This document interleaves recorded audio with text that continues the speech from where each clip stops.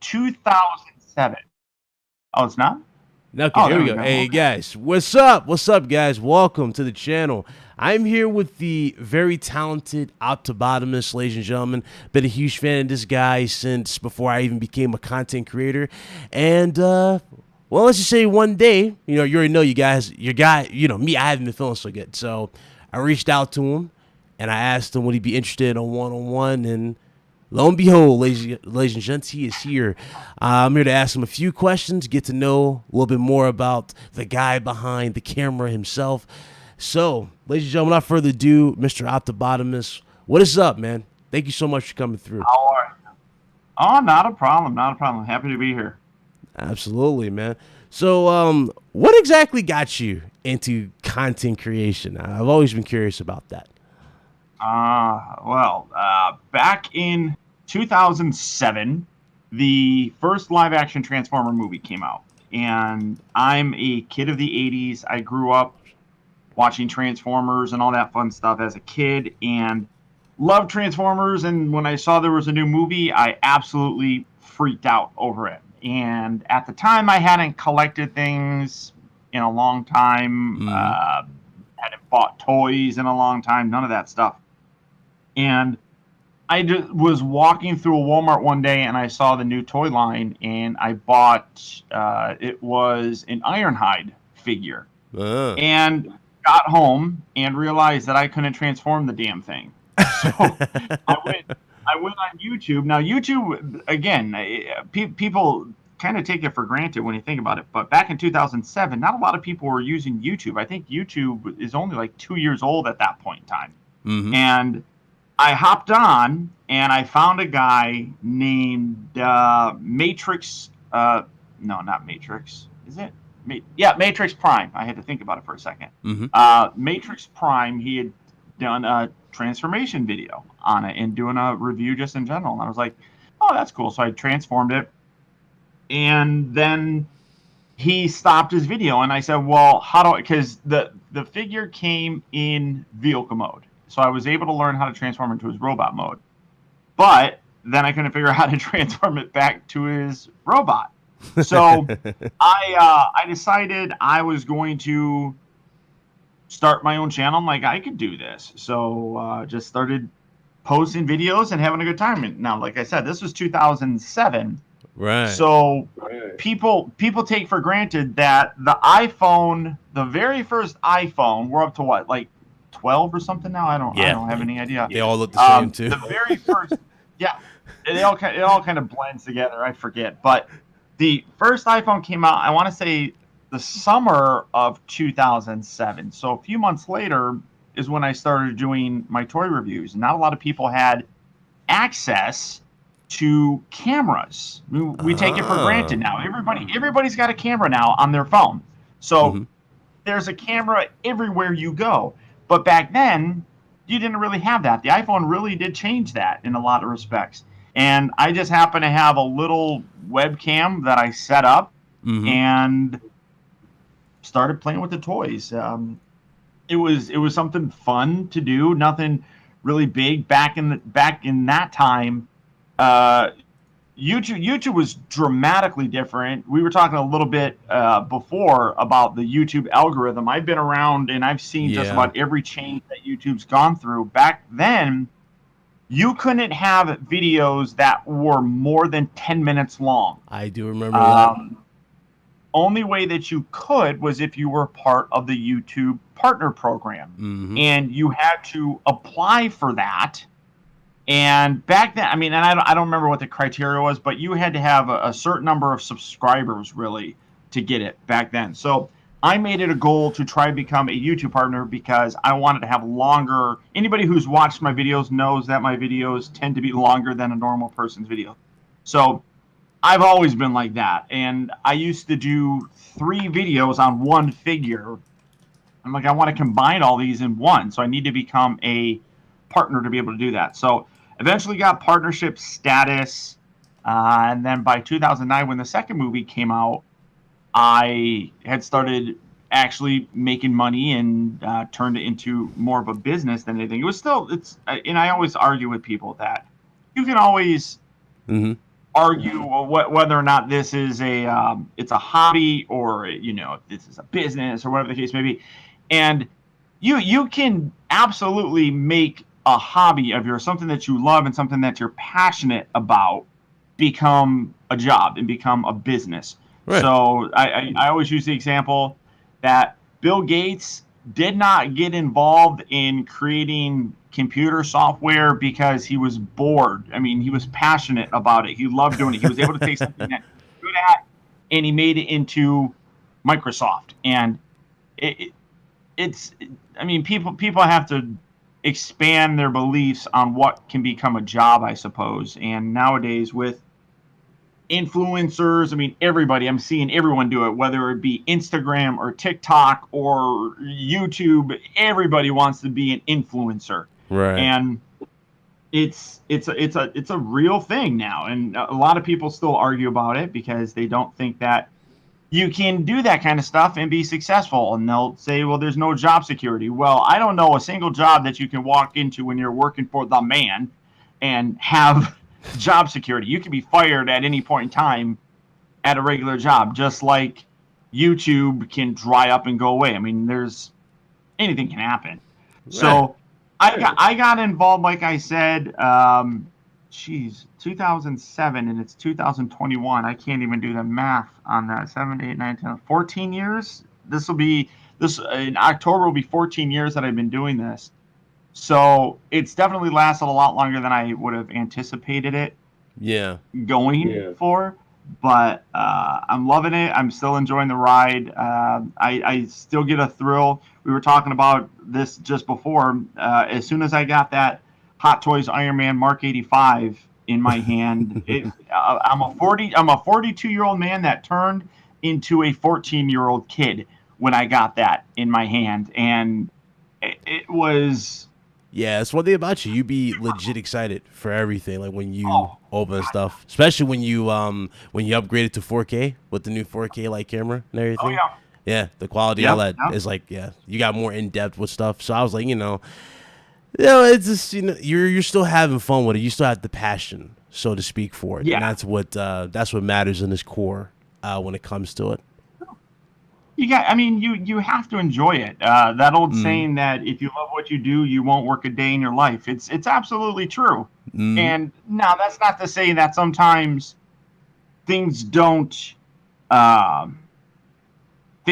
get you down. And the stress. Everyone says that you have to have a thick skin, and I've always thought that I have a pretty thick skin. Some people say that I don't, but when you're in the public eye, of course, and you get 1,000 comments for one thing, it eventually beats you down. I mean, if I went up to you, and I'm not using this as I'm not saying you directly, but if you went up to a person and you punched him in the face one time, they're going to get over it pretty quick. But if I punched you in the face 80 times in a row, that's going to mess you up. So one time you can deal with it. But repeatedly, eventually you break down. And, everybody has that every now and then. But that's when it's good to kind of recharge your batteries, get away, go play video games, go. Of course. A lot of times I'll just rearrange some stuff in my collection. I mean, when I got the Hot Toys Endgame Cap and 85, I took time to rearrange all of my Hot Toy figures, which was a giant undertaking in of itself. But I'm looking and I'm like, well, I want to just spruce this up a little bit and make things look a little bit different. So you just sit there and you do that, and that takes out looking at your setup. 2 hours. Your setup's got more elaborate over the years, that's for sure. It's gotten a lot more elaborate. Oh yeah.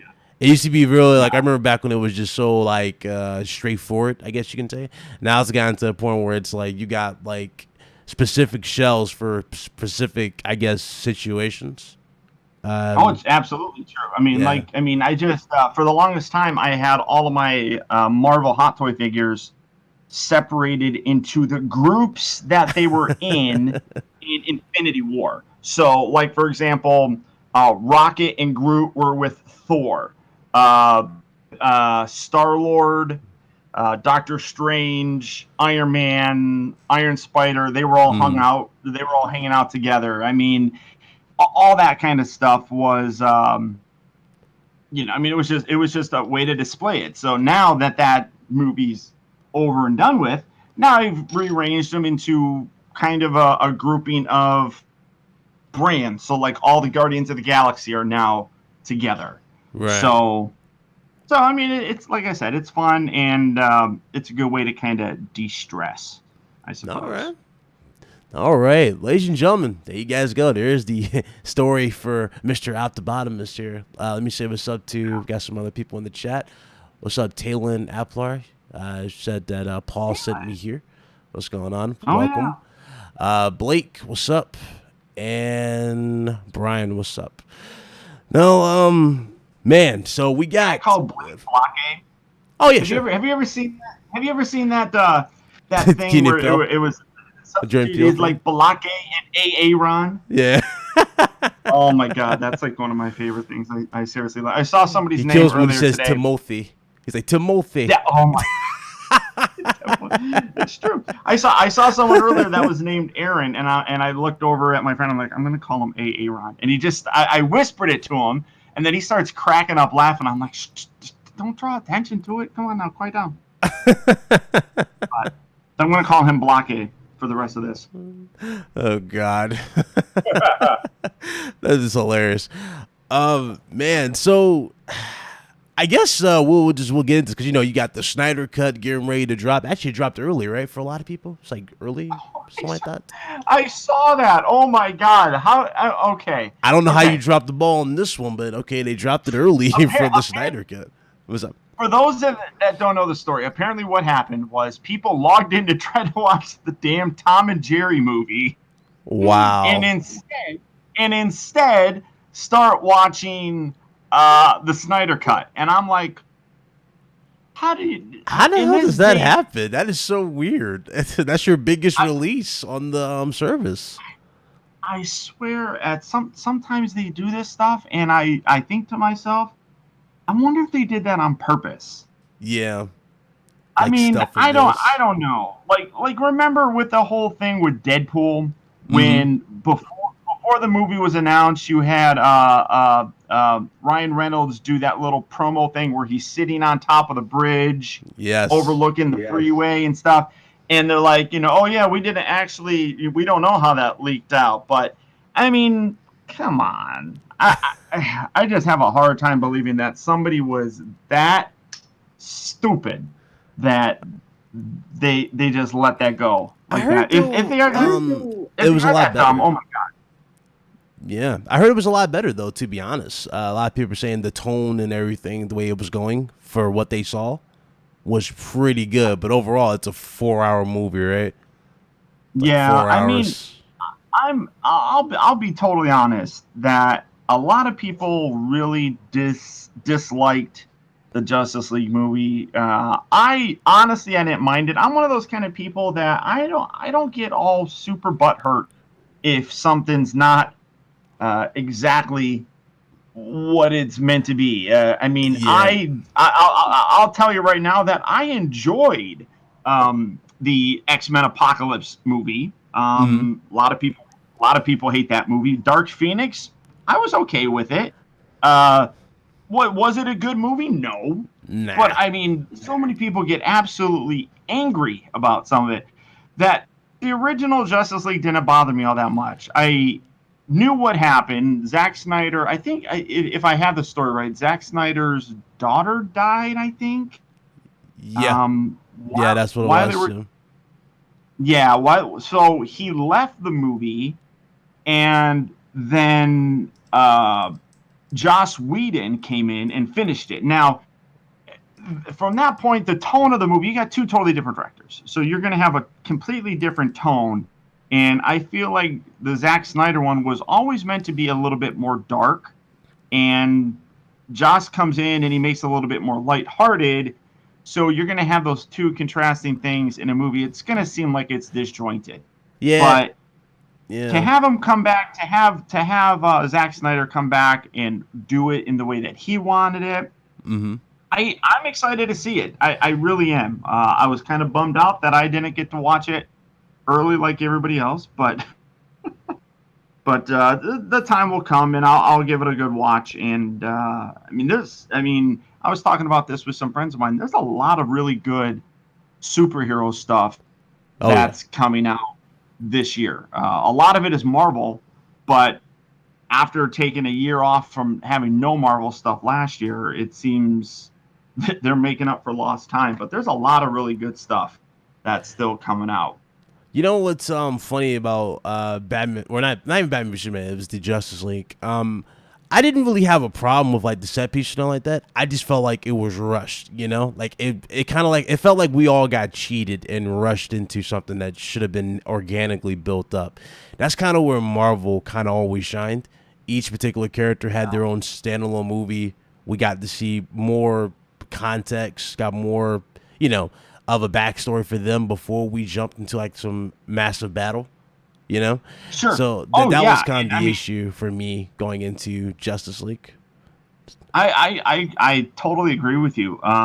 Marvel has the formula down perfectly. I've always said that I wish that they stuck with the Christopher Nolan Batman universe. Yes. And if that means you, because my understanding is basically that Christian Bale wanted X amount of dollars to come back, and they didn't want to pay him. And to me, you had basically the Robert Downey Jr.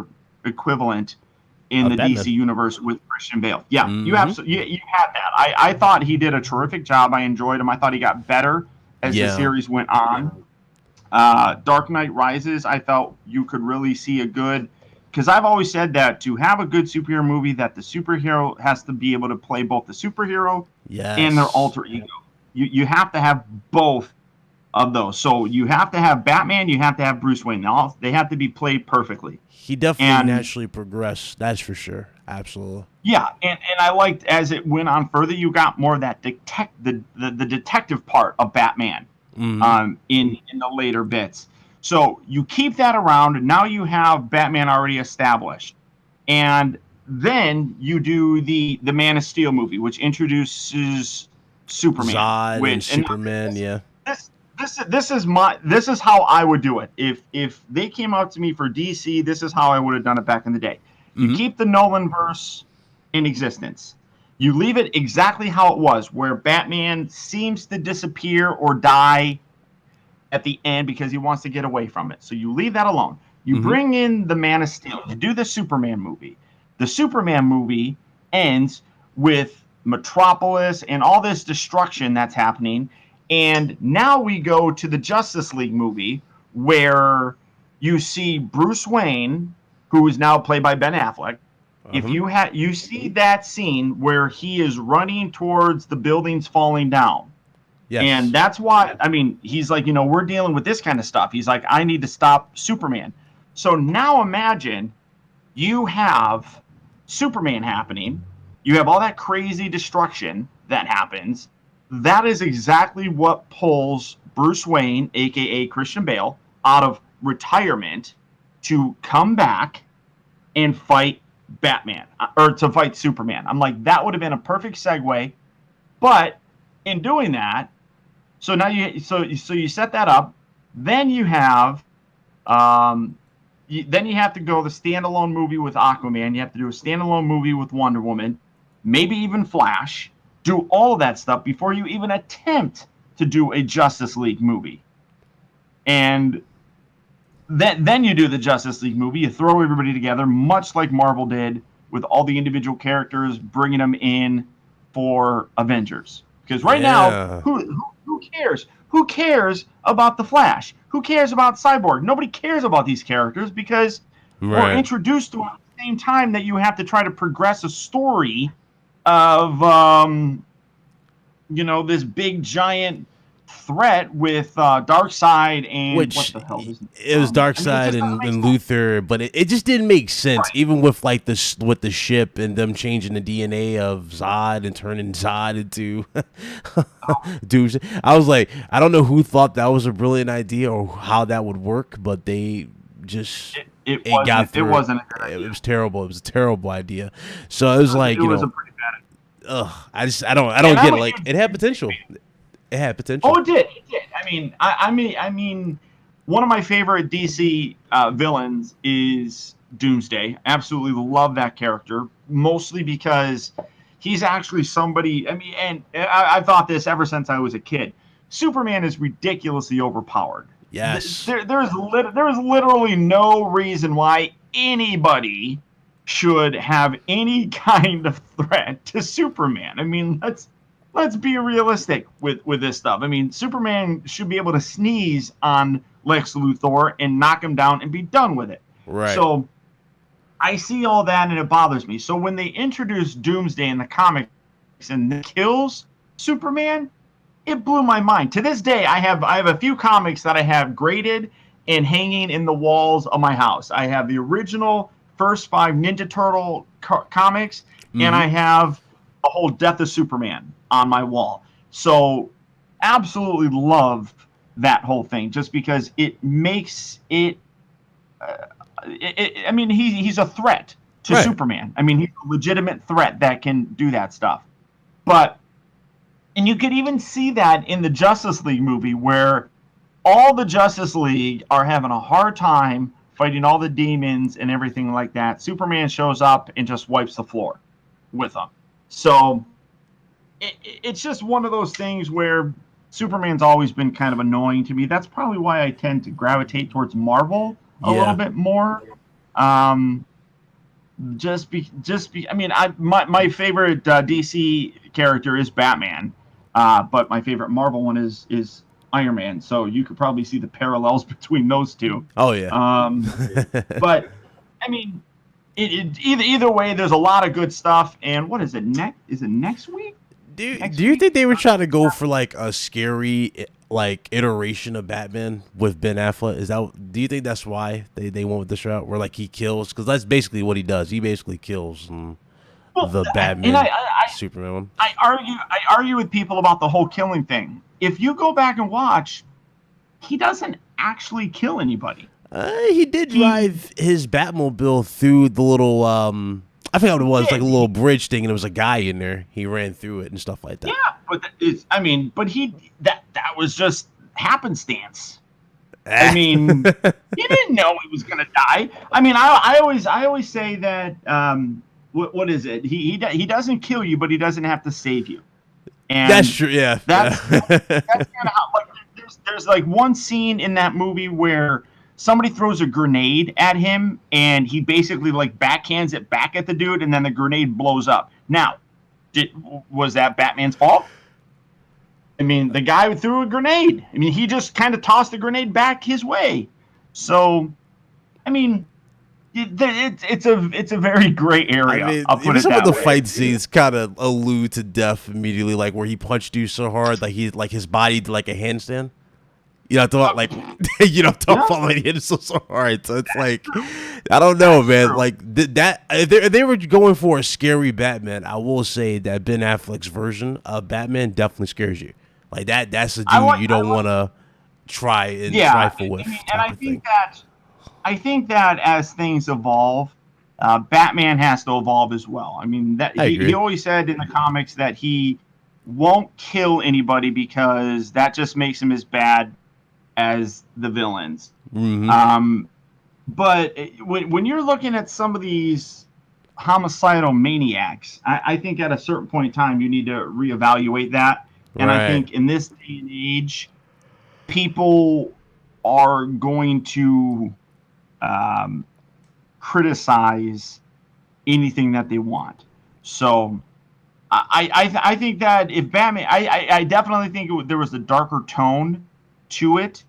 I think that there was a edge to him, and that's why even if they decided to recast Christian Bale into Ben Affleck. If you kept that Christian Bale version of things, and you just had a different actor doing it, I mean, I would have been okay with it, because it would have been years after Christian Bale went off into the sunset and exploded. So and Ben Affleck is an older man, so like, you know what? Yeah, he got older. You know, it's Arkham. It kind of reminds you of, you played the Arkham games, right? Arkham City. God, yeah. So it kind of reminds you of Arkham Knight. Remember how Arkham Knight, you're led to believe that Batman dies at the end, so to speak. When if you actually listen to like what he says to Catwoman, he says Batman needs to become more of a symbol. It needs to be a fear. You know, it needs to be something like a tactic, basically, right? You see at the end of that game, you see Batman, but he has like this smoke around him, and then you find out that that's Scarecrow's fear toxin, right? That kind of thing goes right back to what they did with the Dark Knight Rises, right? Where he goes to the sunset, you think he's dead, but he's not. He has a new identity with Selina. That type of thing is like, that was a perfect catalyst to tie in to this particular style of Batman. They wanted to do it, but they never did it. So it's always weird. Yeah, I mean, it would have been a lot more interesting, I think, than. Yeah. And you get the rebooting thing happening all the time. I feel too quickly after something else. Like I saw it with Spider-Man too. I don't have a problem with the rebooted Spider-Man. But we're coming right off the heels of the Andrew Garfield Spider-Man, and now we're going right into the Tom Holland. And I'm like, and it works. I don't mind it, but like, you guys are rebooting things way too fast. I think, well, the Andrew Garfield one, I think they kind of just destroyed it before it could really take off, so to speak, honestly. Like, because they tried so much in just the second one, where like they were trying to foreshadow the Sinister Six, and it just came across as cheap to a lot of people.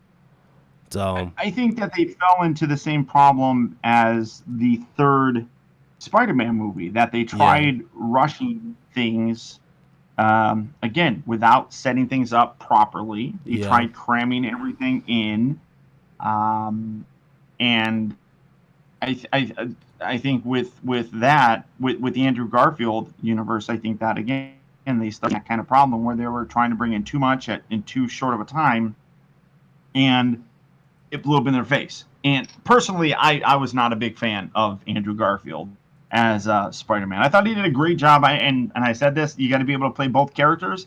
I thought he did a good job as Spider-Man. I did not like how he played Peter Parker. He wasn't really a geek to play.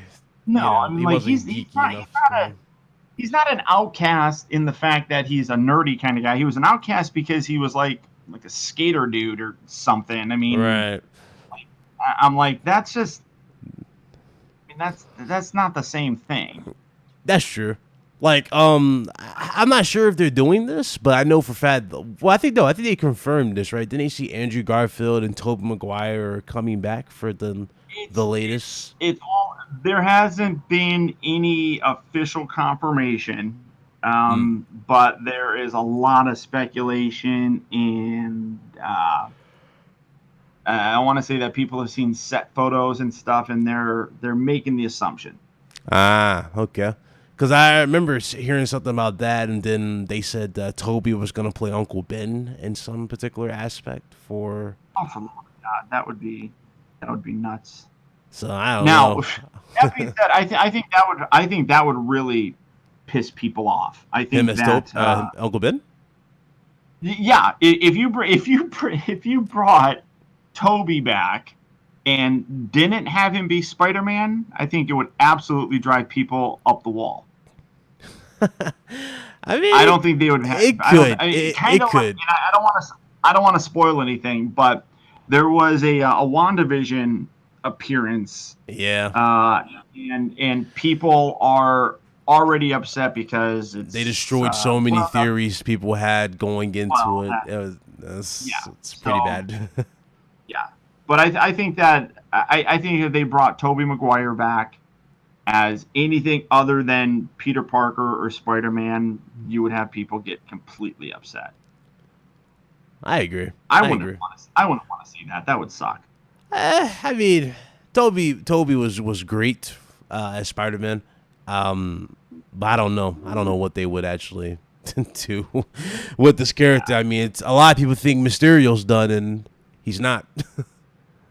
Yeah, I mean that's the thing that's cool is that it seems as if Sony can't figure out how to do things, so they're relying heavily on Marvel to set up things so that they can do, like right now, if they wanted to, with Mysterio being out there, you have Venom, who's the Venom supposed to tie in to all this. So you got Venom. You're gonna have Carnage in there. We have the Morbius movie coming out later this year, and we know from the trailer of that Michael Keaton's Vulture from Far From Home he's coming is back, in that. So you have all these characters already being established, which is perfect. That's how, if you want to do a Sinister Six movie, you got the perfect if you don't want to take the time to build it up. What's that? No, I'm saying they got the perfect catalyst because they're already built up. Oh yeah. Absolutely. Like, leave it to Marvel to take a character that nobody liked, right? Because remember, Vulture was kind of always that character that you would just see thrown into games. And a lot of people didn't really look at Vulture crazy. They took Vulture, they put Batman at the helm of this guy, and turned him into a badass. Like, he had the coolest look I have ever seen in a character. It was really cool. That's just a testament of what can be done on the big screen. Even with Mysterio was always cool, right? But to see it in real life and see it be pushed to this next level with just like that realistic perspective where he's wearing like a mocap suit and it's all an illusion, so to speak. Like even that part when on the rooftop where he's talking to Peter. I don't know if you go back and watch that scene before they cut to Mysterio coming from below. You kind of see a silhouette of a guy behind him on the right, meaning that he's about to sneak up and sit down where he is. So it's just a lot of cool stuff. What's up, Salty? But it's a lot of cool stuff you notice, even him being in the crowds. You can look at all of the stuff that's set up and a lot of these characters. So if you look at a character like Vulture or even Mysterio. These were B-level villains for the most part throughout history in Spider-Man. They didn't have major roles in things. I mean, you would have the Green Goblin was always big. Hobgoblin was big, which a lot of people are saying the Hobgoblin is something that can easily happen in an upcoming movie, and you probably could do that. Venom is definitely I mean, a lot of people forget that he was originally a bad guy, not an anti-hero. Yeah. He was just straight up bad guy. Carnage. I mean, all of these are big, like I said, kind of A-list villains. Vulture, not so much. Even Vulture when you was look always at, like sea level. Like he just was so non-existent. Like, how scary can a dude who flies around with wings be? I mean, that's not that scary. Now Mysterio's a little bit more because I mean he can fuck with illusions and things like that. Right. That can make things a whole lot more dangerous. But are you surprised we never got Man-Bat for Batman? I mean, we got Morbius for Spider-Man, right? Why not Man-Bat for Batman? Add like a little fear to the character. Man-Bat, that would have been an interesting one to kind of go along with, just because of the duality between him and Batman. Right. I mean that would have been an interesting one to see them kind of bring out, and it's a character that had a fairly strong threat level for Batman. Yeah. But didn't get a lot of recognition through the years. Like, you remember the animated episode? I don't know if you remember when he was first introduced, but when they said, this guy was attacked by Batman, he's like, I didn't attack this guy. And he finds out it's a scientist this whole time, and then he just it goes crazy. You see the horror in Batman's eyes type of thing. That would have been a cool moment for cinema if you can recreate that and go, yeah, Batman does have fear. And it's the very thing that he dresses up as. I think one part that always kind of drove me a little bit nuts was how they relegated Scarecrow in the Batman Begins movie to kind of being, and it's the same. It was the same thing with Bane, because Bane was a huge fan favorite and a big favorite of mine. That you relegated them to being the puppet of someone else. So Scarecrow was the puppet of Ra's al Ghul, and was doing his bidding, and now Bane is doing the bidding of Talia. So it's like all this stuff. I mean, like those are characters that could easily they could stand on their own. And I think that Scarecrow would have been a real fun one to go along with. Again, because you're making people afraid of things. I mean, if you want to make a horror movie out of Batman, you bring him in. That would be fun, I think. Yeah, I agree. Oh man, it's oh man. Even the reveal for Talia was shot so well in that film. It's really, really good. Oh yeah, really, really good. I mean, God, we're about to have the Robert Pattinson version of Batman 2 very soon. Do you have high hopes for that? I saw the trailer. I'm going to be honest with you. I was a little optimistic. I was like, I don't know until I saw the trailer. The trailer looks a lot better than what I thought it was going to be. I look at it this way, that I am old enough to remember that when Michael Keaton was first cast as Batman, people thought that was absolutely crazy. There you go. Yeah. Nobody thought he was going to be a good Batman because he was a comedian, and he was coming off of doing, Mr. Mom and movies like that. I mean, kind of family friendly, funny type movies. Same thing as Heath Ledger as the Joker. I can remember clearly. I remember that. He was like, "That's not the Joker. That's something else." And then what happened, Paul? He won us over in the first opening act. Absolutely. I mean, for me, the thing that I wouldn't even say the opening act, the very first scene where you just have that tone that's created by that music of just like kind of like a screeching sound. Oh, when he takes the mask off and he says stranger that part.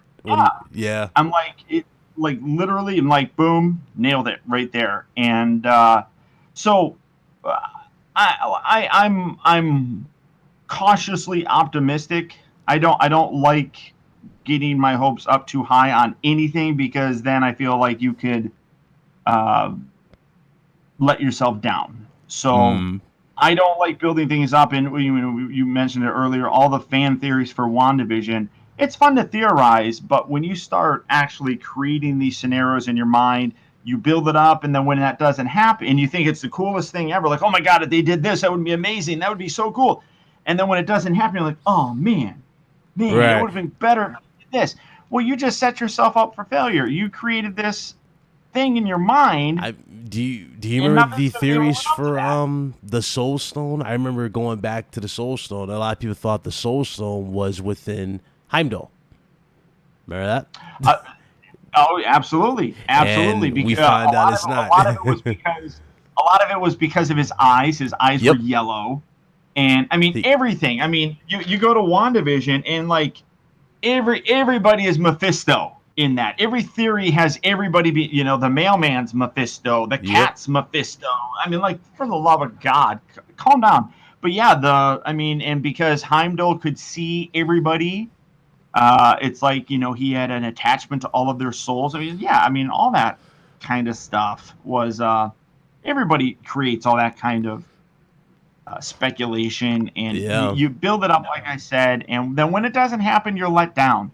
So I think of certain things. There were things that about WandaVision, I'm like, oh my God, that would be cool if this happened. Like one of the big things was, and I mean, without saying what actually happened in it, what's his name? Paul Bettany said that there's going to be a cameo that hasn't happened yet of a character who hasn't been revealed, that he's wanted to work with his entire life. And I was like, you know what?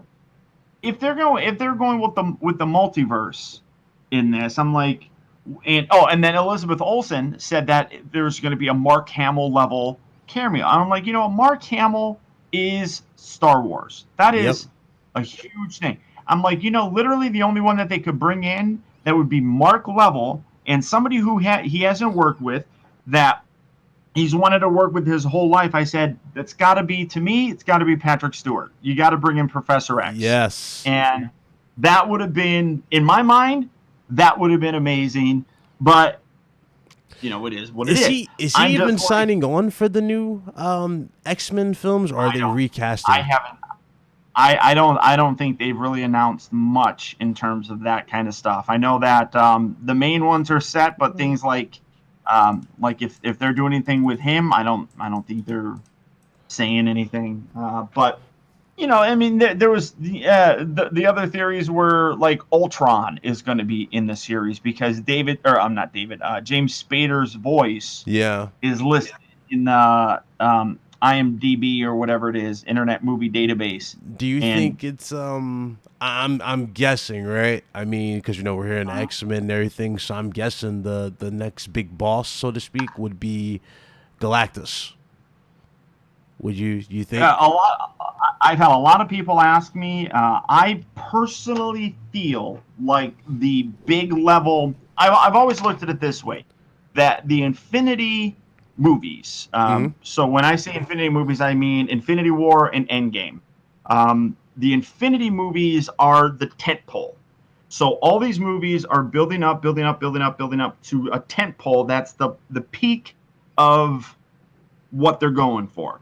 And then everything is going to go back down and then go back up again. I feel personally with them being able to do the X-Men and Fantastic Four, my personal opinion, what I think that they'll go for is ultimately go towards the Secret Wars. I think that would be a great idea for them to do with those characters. Now, people ask me how I think, like Galactus. I think Galactus is definitely something that could work in the future. But that one, I feel again, that one is going to be that would have to be another tentpole level because Galactus is on a scale that's ridiculously higher than Thanos. Yeah. That Thanos by himself is pretty powerful. I mean, he was powerful. I mean, he's only got all that power because he had the gauntlet. Right. So, and Galactus is an immortal ancient being that has to be on a whole nother level, I feel. Agree. So yeah. I think at some point in time they'll bring in Galactus, but I would absolutely love it if they did something with Secret Wars. I personally think, and I've said, I don't see a lot of people talking about this, but everyone kept talking about WandaVision as how they're going to bring in the X-Men, the multiverse is going to open up and the mutants that are in the Fox universe are going to be able to come here and all that kind of stuff. That's how they're going to get mutants. And I'm like, you know what? Right. I don't think it needs to be that complicated. If you remember, I'd be happy when they do that, but the thing about Galactus, right? I don't want them to go that route they did with Silver Surfer, where he's basically a cloud. That's the only fear I have. I think that Marvel has shown that larger than life characters they can handle fairly well. Mm-hmm. The only way that I can really describe it would be something like what we had in Doctor Strange with Dormammu. Okay, yeah. I thought they did a pretty good job with Dormammu. I think that they could easily do something similar with Galactus. I don't want him to be a giant fucking space tentacle. I mean, it made no sense. Yeah, it was so bad. I mean, it's terrible. But we were talking about things that we liked to know. Like I actually liked Rise of the Silver Surfer. You actually liked it? For the most part. I thought the Silver Surfer was the best part about it, obviously. But absolutely. Yeah, he was the best part about it. Yeah, I mean, they tried to give you Ultimate Doom in that too, or a different version of Doom with the board. I was okay, that was interesting, but then it's like he does this one thing where he turns up to a tornado and they're in these little flying little cars that's in the movie. I'm like, that doesn't really make sense, but okay. No, it doesn't. I mean, just terrible. Doom is another character that needs to be treated. I agree. Properly. A lot of people don't understand how vicious he is in comics. Like, he wore an armor set that was made out of the flesh of like his wife. You remember that, like the love of his life type of thing. And also, he went on to wield both Infinity Gauntlets in different timelines. Doctor Doom. I tell people, I'm like, if you want to have an evil version of Tony Stark, just look at Doctor Doom. Yeah, he'll be Obadiah Strong, basically, from Iron Man 1, but I would say more sinister than that. Oh yeah. Oh, way more. So I think that there's a lot of places they can go. With the mutants and stuff, I think it can be very simple. And like I said, I don't see a lot of people talking about this, but my theory, take it how you want, is that in Endgame, Rocket said something that stuck out into my mind. He said that the amount of cosmic radiation that was released is unlike anything they've ever seen before. And it happened on Earth 3 times. So with the snap in Wakanda, the snap from Hulk when he brought everybody back, and then the snap when Tony Stark did it. So all that cosmic radiation was released times 3 on Earth. And I said that is how they're going to bring about mutants. And then in WandaVision, we saw, hopefully people haven't seen it, hopefully I'm not spoiling too much, that Wanda had her powers before, and that the exposure to the Mind Stone brought them out. Yeah, kind of like amplified them. Like she was already, she was already there. I said, you know what? That just goes along with what I'm thinking. That people have these dormant powers, much like, and it would make sense because you have that X, right? And usually in the comics, it was a heightened sense of something in puberty or whatever that brought about these manifestations of powers. Right. So what if people have what if everybody on Earth has this X gene, or some people have the X gene, and then the exposure to that cosmic radiation actually is what brings it out, spurs people. Yeah, absolutely. Same thing with Monica Rambeau.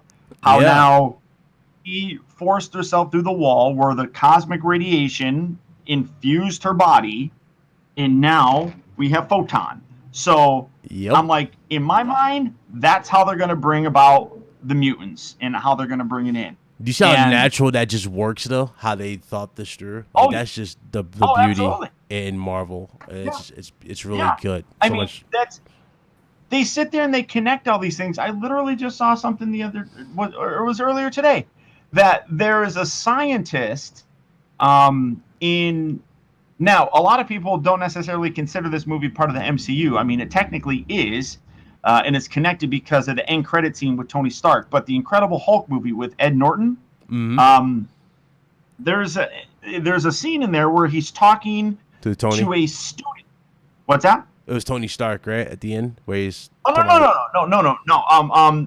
Ed Norton. He's there. I want to say it was when they were working on. I have to go back and watch it because I just saw it briefly on TikTok. Okay. So that's where I get my stuff. I get it all from TikTok. But there was a student that was there that was learning about all this kind of stuff, and that got the actor that played him actually then went on to play the professor in Far From Home. He's one of the teachers that are on the field trip with Peter.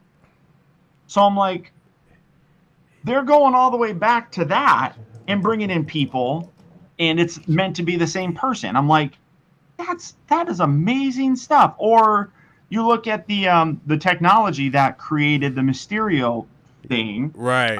We saw it early on, and I think it was Civil War. I think that's when we saw it originally. Right. Yeah. And that was the suit. That was the barf. Yeah. That's what Tony called it. But that program that whole thing was developed by Mysterio. I can't remember his name. Mysterio. Yeah. And even going further, there was one character, the one that Obadiah Stane was yelling at, like, Tony Stark made this in a cave with scraps. Oh That yeah, the guy yeah, that yeah. was the guy that he was yelling at, that guy is in Far From Home as one of the people who was embarrassed by Tony and wanted to get back at him. So I'm like, they're pulling deep cuts from everywhere. So all this stuff, I'm like, you know what? You just got to pay attention when it comes to Marvel, because they will literally put something in and they won't pay it off for until later. years. Yeah, you think they forgot about it, but they clearly are not forgetting this stuff. Like even going far as Vision, which I don't want to spoil because that's something, but even Vision has so much more potential than I've ever seen before. For the future. I mean, a lot of people, and again, it drives me nuts because you see people that make up all these theories about Vision and WandaVision just in general, and they start talking about all this stuff that could happen, and it's like literally they're only talking about it because they didn't know about any of this stuff before. Right. I mean, it's been out for a little bit, so without going into too much on the most recent episode, we can go a little bit further. We know that Agatha Harkness is in the show. Yeah. And I look at it this way. If you haven't watched WandaVision by now, you don't care enough to watch it. So there's not that big of a guys. threat You really, if you haven't watched WandaVision, you are missing out on. I would say an experience, right? It doesn't even feel like a show. It feels like an experience. It's legit a movie. Really? It's got the production value of Civil War. And that's the craziest part about it, right? Like, it's a TV show, but it's got this insane production value where it's so authentic that it looks exactly the same as Civil War. It's like, tell you what, that's crazy. When I look at that, I'm even more excited about everything else that they're coming out with. And I was looking at a thing. We're literally almost every week from now until the end of the year, we're getting something Marvel. So I'm not excited for Blade, though. Be honest with you, I'm not excited for Blade. How excited are you though that it's not going to be R-rated? That's what took me out, bro. I was like, okay, y'all not changing the rating for Deadpool, so why would you change the rating for Blade? That just doesn't make sense to me. It's always been an R-rated comic. I don't understand how you can have a vampire movie and not have it be R-rated. I mean, most R-rated movies have to have a degree of blood. Right. If you're going PG-13, you have to be limited in the amount of blood that you show. How do you limit the blood that you show in a damn vampire movie? I mean, like, that means, that also tells me? That means that we won't be getting a real, like, impactful Deacon Frost like we got with Stephen Dorff. Remember Stephen Dorff in the original? Dude, that means we're not going to get anything like that. And it's like, well, shit, if you're not going to give us an accurate Deacon Frost, then I hate to break it to you, but you're kind of ruining the big surprise of this movie, because that's, Deacon Frost is the legit. He's the true threat to Blade. Right. So Absolutely. It's like, I don't see that. And, How do you do that properly? It's the exact same thing. You can't do Deadpool properly without having him break the fourth wall and swear and be graphic and gross. I mean, that's the only way to do it properly. Yeah. So they're not going to be able to do Blade proper. Yeah, that's true. That's true, Sean. Fox was responsible for Deadpool, being rated R, but the thing is, it's now owned by Disney. So Mickey now has the Deadpool firmly locked up. Yeah, and you would think with them having the rights, they would change it to PG because they're doing that with Blade, but they're keeping it still the same. You know what I'm saying? So if you're keeping it the same, good. One thing that people need to remember is, again, I'm old enough that I can remember this, that Disney has had a lot of different production companies throughout history. One that comes to mind was Touchstone Pictures.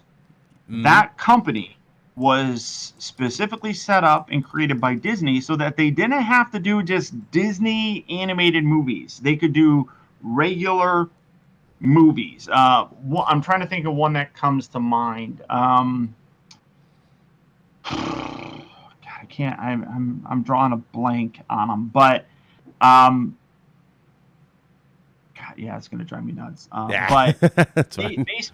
they specifically create these companies so that they can still put out movies that are still owned by Disney, and Disney's still going to get them, but it's not under the Disney Umbrella. brand per Yeah. se. Because you look at Disney and you instantly get a wholesome, clean look to it, and everybody thinks cartoon, blah blah blah. But that severely limited what movies Disney could do. They couldn't do an animated movie all the time. They had to do live action production movies and things like that. So Yeah. a lot of 80s movies. I want to say like Romancing the Stone. These are probably movies that most people probably don't know. Like Romancing the Stone. A lot of Danny DeVito style movies. I mean, Danny DeVito's not all that PG by himself. But so, I mean, it's entirely possible that Deadpool will still be. It's not under Fox because Fox no longer exists. They rebranded instead of 20th Century Fox as the production company. It is now just 20th Century. So they've completely gotten rid of the name Fox. So they might still put Deadpool out through that. And think about it. All the Marvel movies, they're not released as Disney movies. You don't see a Disney logo in any of those movies. Yeah. So if they're going to do that, they may just stick with the 20th Century logo and put at Association the beginning of Deadpool, or something. Yeah. Yeah, I mean, it's just a way for them to probably keep a little bit of distance. But with Blade, again, I don't know how they can do that properly, dude. Which is going to suck because Blade is a really fun franchise. That was the one I was most excited for. To me, I was just so excited for it because I don't know if I'm pretty sure you watched all of them, obviously with Wesley. So when they got to the Reapers. That's when the franchise was just so creative with the vampires in that one.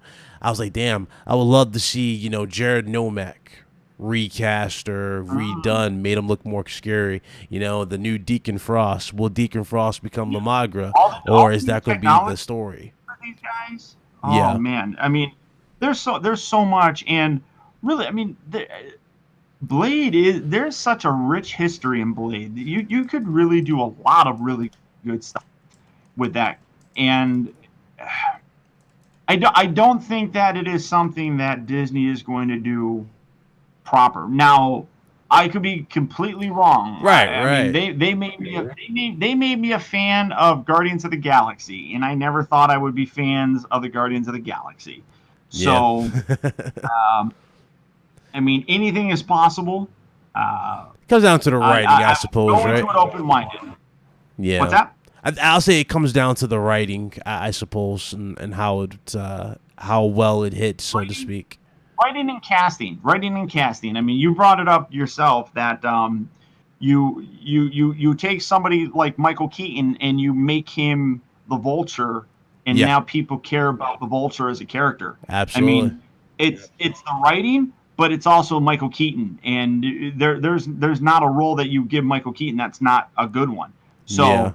I mean, he's just that damn good of an actor that he's able to pull it off. So it depends on the writing, and I think the who they cast. Yep.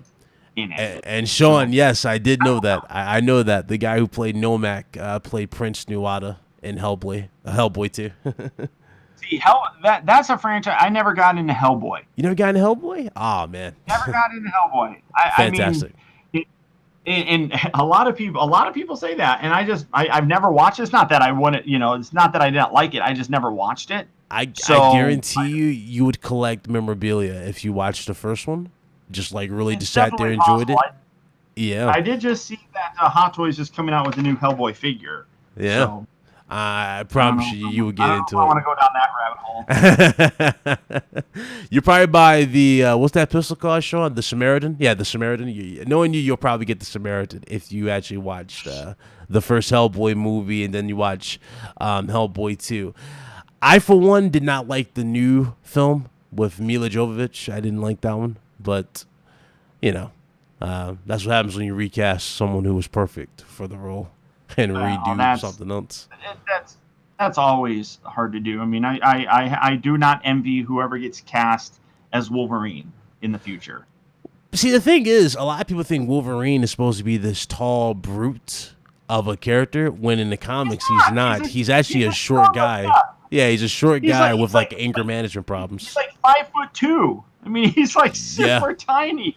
Did you see that? Do you watch that YouTube channel? I forget. It's called it's called not Comic Beatdown, but it's like they have like actors play superheroes and they fight each other on YouTube.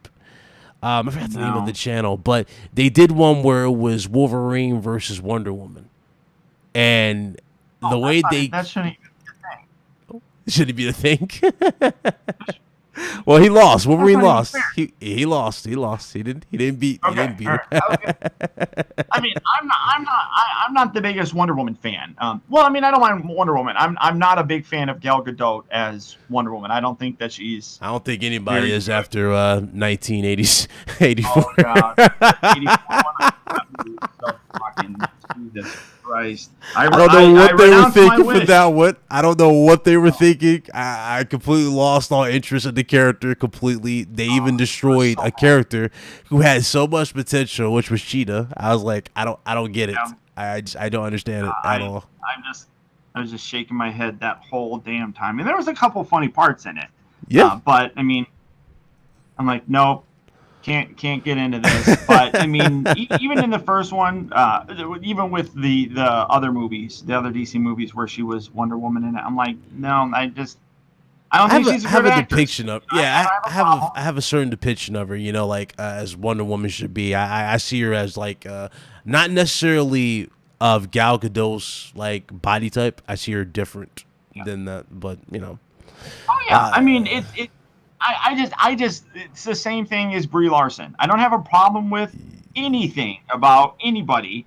I didn't think that Brie Larson was a good actress.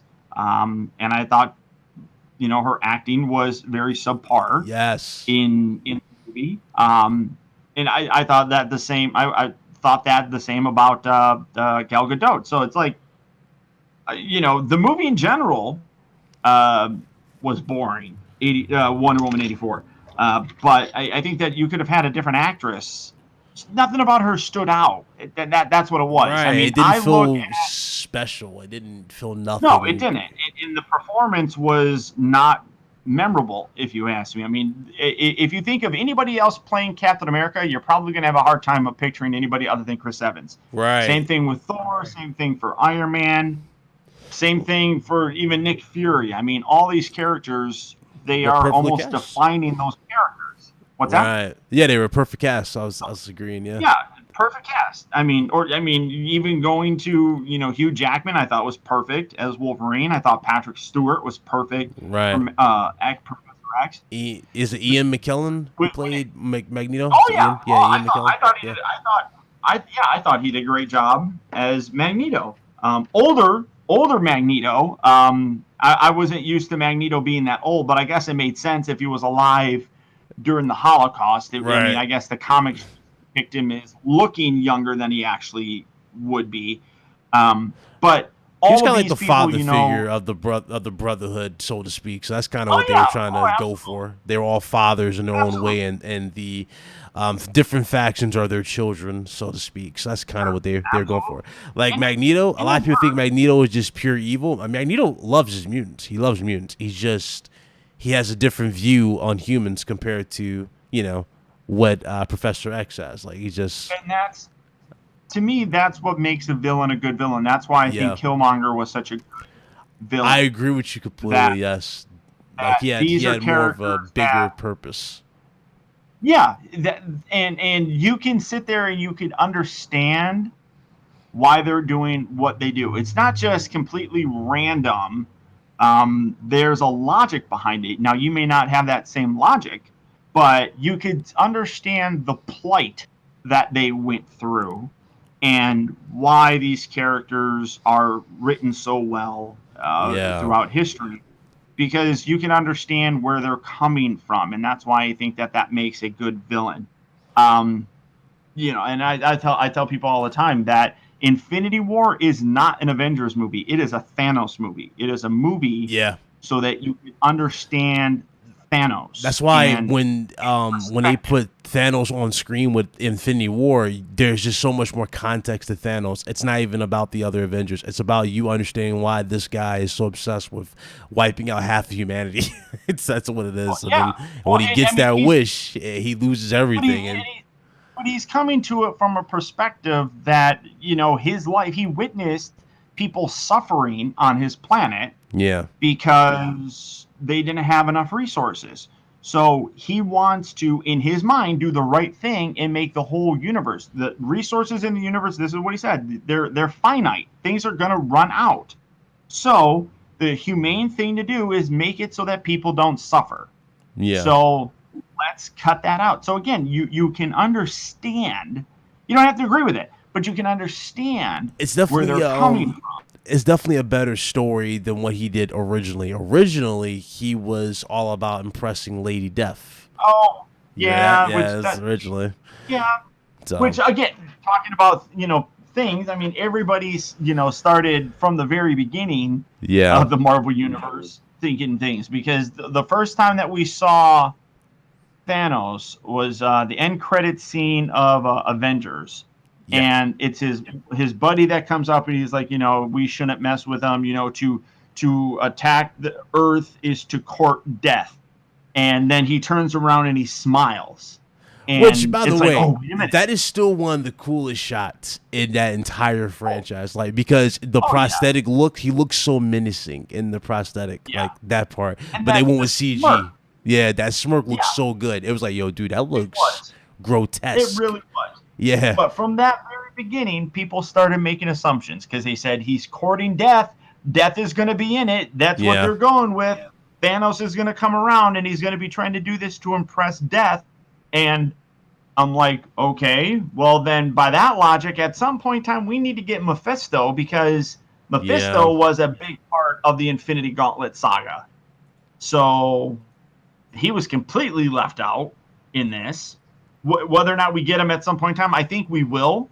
I think that Doctor Strange 2 is kind of building to that, especially since they've said that this is going to be the first horror movie in the MCU. And I'm sorry, but what is a better horror character than having the devil? I mean, that seems to fit perfectly, but who knows? Time will tell. Time will tell. Yeah, good point. Good point. Yeah, that's the name of the channel. What's up, Superior Artist? He says it's called Bat in the Sun. They make superpower beatdowns. That's the name of them. That's right. That's the name of the channel. Just the taller for the Wonder Woman 19 was enough to repel me. The trailer for it. What's funny about Wonder Woman? Again, like a lot of people say Wonder Woman is just this pure of light character. They made her more of a villain where she was just being just extra for the sake of being extra in that entire movie to Barbara. It's like, she's not really empowering women in this movie now, is she? And then Kristen Wiig, there's her name, Kristen Wiig. She